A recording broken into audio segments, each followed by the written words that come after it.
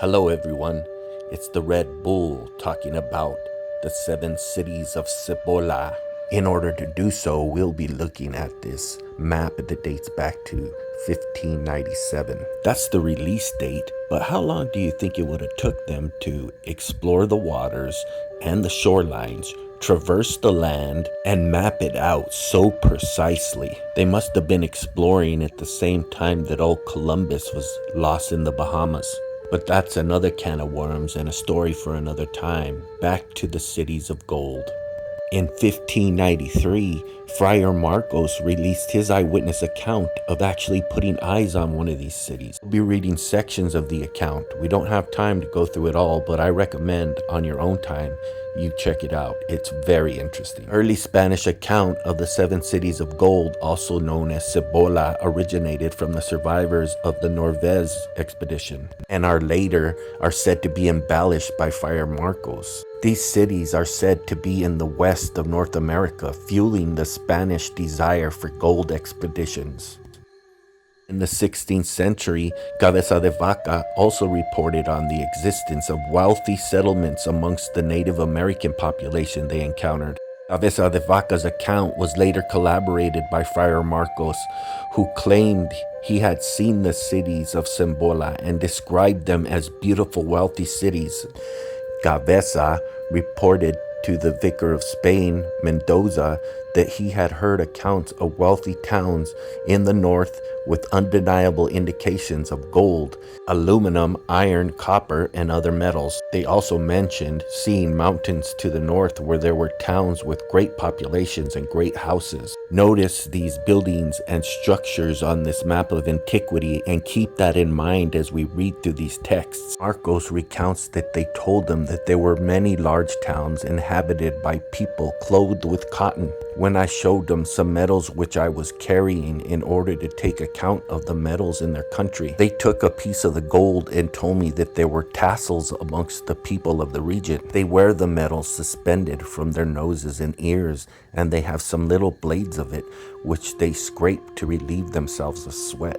He asserted in the first province there were 7 very great cities, all under one lord. The houses constructed of stone and lime were so large that the smallest were 1 story with a terrace above, others of 2 and 3 stories, whilst that of the lord had 4, and all were joined under his rule. He said that the doorway on the principal house was much ornamented with turquoise, of which there was a great abundance. He said that there were many cities beside the 7. We had many questions and answers, and I found him very intelligent. I interrogated him carefully, and he told me that Cibola is a big city, that it has a large population, and it has many streets and many squares, and in some of the parts of the city there are very great houses 10 stories high, in which the chiefs meet on certain days of the year. He corroborated what I had already been told, that the houses are constructed out of stone and lime, and he said that the door fronts of the principal house are of turquoise, and he added that the others of the 7 cities are similar, though some are bigger, and that the most important is Onkias. He told me that towards the southeast there Aya kingdom called Maratha, in which there be many very large towns having the same kind of houses built of stone and with several stories, that this kingdom had been and it still was at war with the lord of the 7 cities, that by the war Maratha had been greatly reduced in power, although it was still independent, and continued the war. With 2 island indigenous and my own Indians and interpreters, I continued my journey till I came within sight of Cibola. It is situated on a level stretch on a brow of a roundish hill. It appeared to be a very beautiful city, the best that I had ever seen in these parts. The houses are of the type that the Indians described to me, all of stone with their stories and terraces.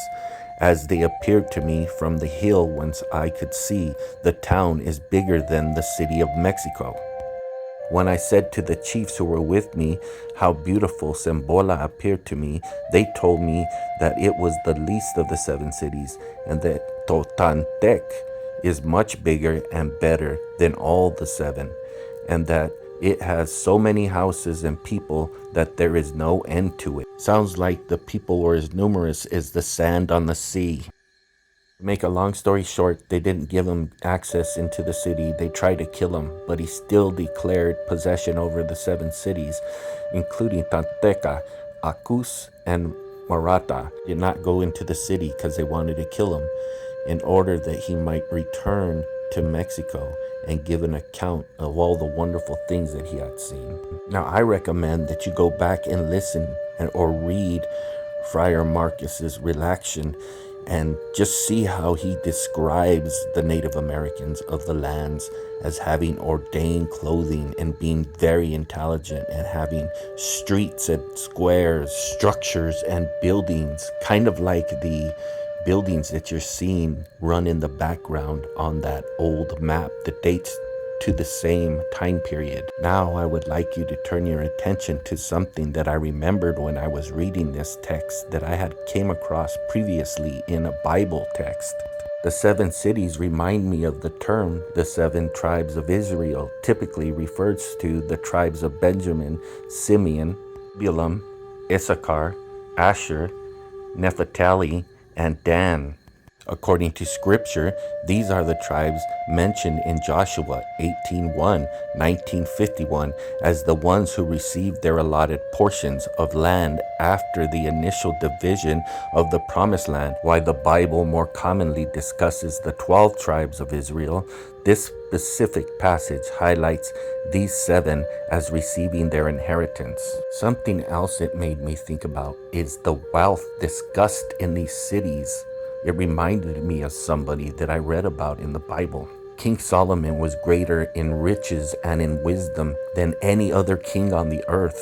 Yahuwah tells Solomon, I will also give you wealth, possessions, and honor, such as no king who has before you ever had, or none after you will have. The Hebrews were well known for building with gold and precious metals, as we can see here in all these scriptures. As you can pause it and read, they used to overlay and use solid gold to build certain items for the temple. But the lost cities of gold are unique to the Americas, and no other landmass has ever had rumored to have such treasures. 1, 2, 3, 4, 5, 6, 7 in the lands of Judah or Utah. There were no J's in Hebrew, and remember, Utah is a Native American term. 7 cities of gold, also known as Cibola and El Dorado, are cities of gold in the Americas. And this is what fueled the imaginations of the Europeans to come down here in search of riches. El Dorado can mean gold of El, or God. So in your opinion, do these 2 accounts contradict each other? Or do they have more in common than we would like to admit? These cities drawn on these maps were here way before the Europeans ever decided to come to the Americas. And if you use it alongside of Google Maps, you will either find the structures or remnants of the structures that you see in this very map that date back to before the settlers ever decided to come to the Americas. Keep in mind that people, places, and timelines have all been changed. Until next time, like, follow, and subscribe. Yahuwah bless you.